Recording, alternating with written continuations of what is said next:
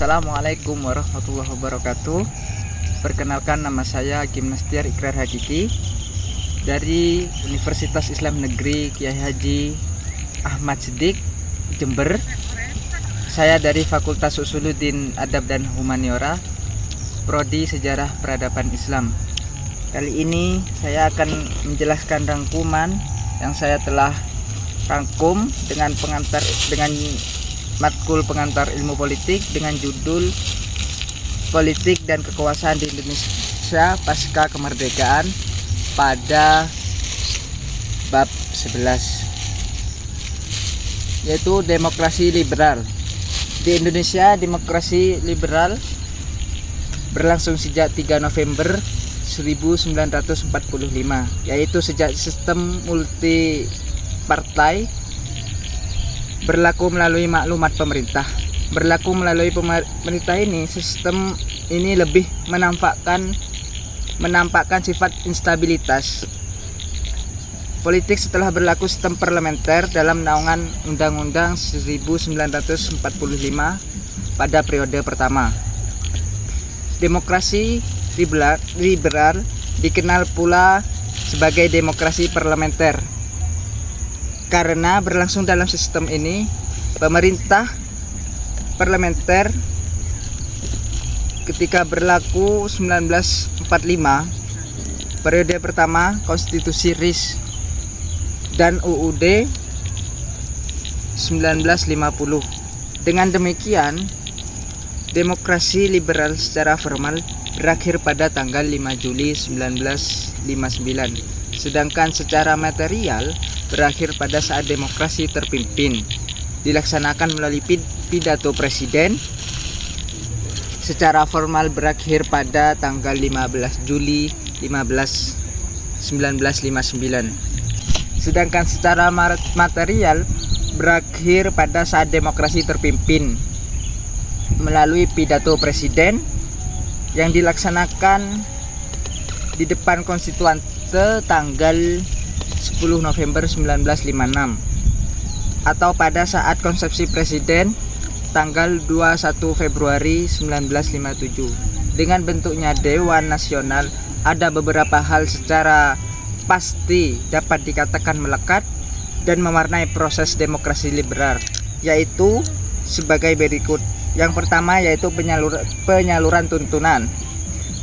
Tuntunan terlihat sangat instan, hidup, baik frekuensinya maupun volumenya tinggi dan melebihi kapasitas sistem yang hidup, terutama kapasitas dan kemampuan mesin politik resmi melalui sistem multipartai yang berlebihan. Karena penyaluran input sangat besar dan kelembagaan belum siap menampung, maka timbullah krisis akibat meningkatnya partisipasi dan wujud stabilitas pemerintah atau politik. Perimbangan partisipasi politik dan kelembagaan itu ada dua bagian, yaitu yang pertama adalah masa. Pada masa demokrasi liberal, partisipasi massa sangat tinggi, sehingga memunculkan anggapan bahwa seluruh lapisan rakyat telah membudaya politik partisipasi. Percobaan kudeta dan pemberontakan yang di belakangnya tergambar adanya keterlibatan atau keikutsertaan rakyat. Terus yang kedua yaitu veteran dan militer. Karena dalam periode tersebut pengaruh demokrasi barat lebih dominan. Keterlibatan militer dalam arena politik, dalam hal ini partisipasi politik tidak terlalu jelas. Pada periode itu pula militer yang mempunyai kepangkatan tertentu tidak diperbolehkan duduk dalam DPR melalui pemilihan umum. Partisipasi militer reguler tidak dibedakan dengan partisipasi kelompok sipil. Misalnya, dalam hal hak pilih aktif dalam pemilihan umum. Menjelang pemilihan umum tahun 1955, tumbuh partai politik yang pimpinannya terdiri atas eksponen militer, yaitu tingkat stabilitas, adanya interaksi variabel yang diuraikan dalam bagian-bagian di atas. Timbullah labilitas pemerintahan atau politik yang menjadi sebab utama keterlambatan pembangunan. Adapun poin yang pertama yaitu demokrasi terpimpin. Pada periode demokrasi terpimpin ini, pemikiran ala demokrasi barat banyak ditinggalkan. Soekarno, pemegang pimpinan nasional, menyatakan bahwa demokrasi liberal atau demokrasi parlementer tidak sesuai dengan kepribadian bangsa Indonesia. Untuk merealisasikan demokrasi terpimpin ini dibentuk badan yang disebut Front Nasional. Periode ini disebut pula periode pelaksanaan UUD 1945 dalam keadaan ekstraordiner karena terjadi penyimpangan terhadap UUD 1945. Bagian poin pertama yang tadi yaitu antara lainnya yaitu penyaluran tuntunan. Pada periode ini besarnya tuntunan yang melebihi kapasitas sistem masih berlanjut. Setelah penyederhanaan kepartaian dalam pembentukan FN tersebut, diperoleh suatu stabilitas yang kadarnya tidak berwatak semu. Titik berat stabilitas itu lebih mengandalkan tokoh politik yang dapat mengelola FN tersebut.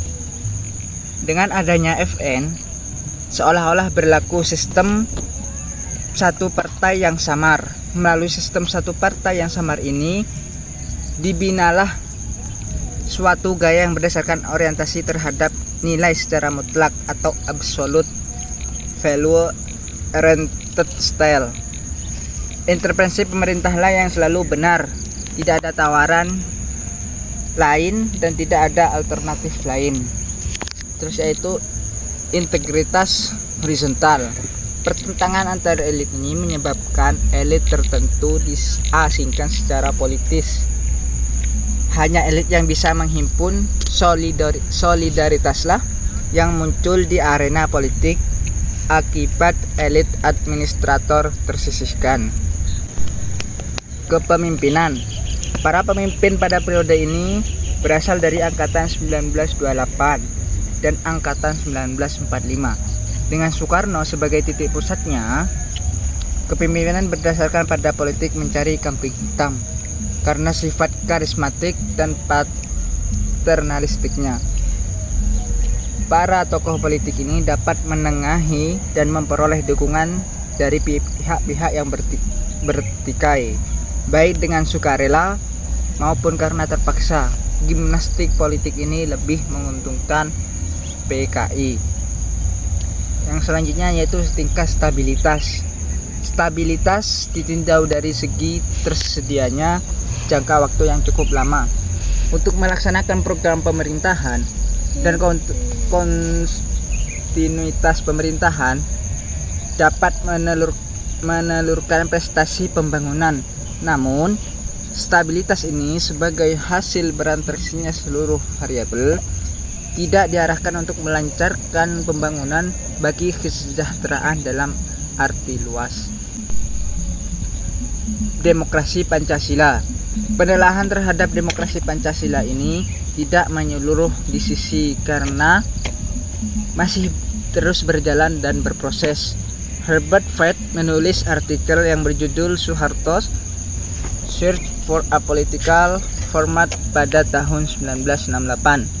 Yaitu pada awal demokrasi Pancasila ini diperkenalkan dan mulai dikembangkan, semua hal yang dimukakan di sini hanya dalam usaha mencari format demokrasi Pancasila tersebut. Adapun bagian-bagiannya dari poin kedua yaitu pertama, penyaluran tuntunan. Pada periode demokrasi Pancasila ini setidak-tidaknya sampai dewasa ini penyaluran berbagai tuntunan yang hidup dalam masyarakat menunjukkan keseimbangan. Melalui hasil penyederhanaan sistem kepartaian, muncullah suatu kekuatan politik yang dominan. Ada 3 golongan kekuatan sosial politik antara lain yaitu golongan karya, Partai Persatuan Pembangunan, Fusi PNI, Partai Muslimin Indonesia, PSII, dan PERTI, dan Partai Demokrasi Indonesia fusi PNI, Perkindo, Partai Katolik, IPKI, dan Partai Murba. Dalam sistem demokrasi Pancasila ini, hal ini sudah 3 kali berlangsung pemilihan umum, yaitu di tahun 1971, 1977, dan 1982. Dengan demikian, penyaluran tuntunan secara formal konstitusi telah terpenuhi. Terus yaitu bagian yang kedua, integritas vertikal. Pada masa ini, saluran antara elit dengan massa dan sebaliknya. Begitu pula hubungan antara perencana atau planner dengan yang direncanakan atau plan, antara pemimpin dan yang dipimpin, antara pengelola dan yang dikelola, melalui berbagai saluran komunikasi 2 arah dijalankan untuk mencapai integritas vertikal antara pemerintah dan rakyat serta antara elit dan massa, yaitu bagian yang kedua, yaitu integrasi horizontal. Hubungan antara elit mulai tampak dalam usaha membentuk konsensus nasional dalam menyelenggarakan pembangunan melalui pola yang jelas. Kerjasama antara teknokrat juga meningkatkan bermacam-macam stabilitas. Terus yang poin ketiga, pola pembangunan aparatur negara dijuruskan pada usaha meningkatkan pelayanan kepada masyarakat atas dasar asas loyalitas terhadap negara. Isu tentang peranan aparatur negara yang berorientasi pada kepentingan nasional demi terjaganya integrasi aparatur pada negara tersebut mendapatkan wadah melalui organisasi-organisasi profesi di atas. Terus yang terakhir, bagian yang keempat, yaitu tingkat stabilitas. Stabilitas meningkat antara lain melalui pendekatan keamanan, security approach. Di samping pendekatan yang bersifat meyakinkan dan membujuk masyarakat, hal ini yang hendak dicapai dalam demokrasi Pancasila adalah tumbuhnya stabilitas yang dinamis. Modernisasi dalam bidang material selalu akan mendorong atau setidaknya menghasilkan penyesuaian terhadap nilai-nilai sosial budaya. Sebagai contoh, sebagai akibat pemilikan alat-alat komunikasi seperti radio, televisi, surat kabar, dan lain-lain. Akankah hasil pembangunan di segala bidang itu dapat membawa masyarakat ke arah pemilikan budaya politik partisipan? Andai kata budaya politik partisipan itu akankah terulang keadaan tatkala berlangsungnya demokrasi? Jawabannya adalah secara pasti boleh dikatakan tidak akan berulang, karena konstelasi dalam bidang-bidang lain pun telah berubah. Sekalipun demikian, kemiripan dalam beberapa segi mungkin berulang. Sekian, terima kasih. Itulah sedikit rangkaian dari pengantar ilmu politik, yaitu bab 11. Dari kami mohon maaf sebesar-besarnya dalam tutur kata yang banyak yang salah. Wabillahi taufiq wal hidayah. Assalamualaikum warahmatullahi wabarakatuh.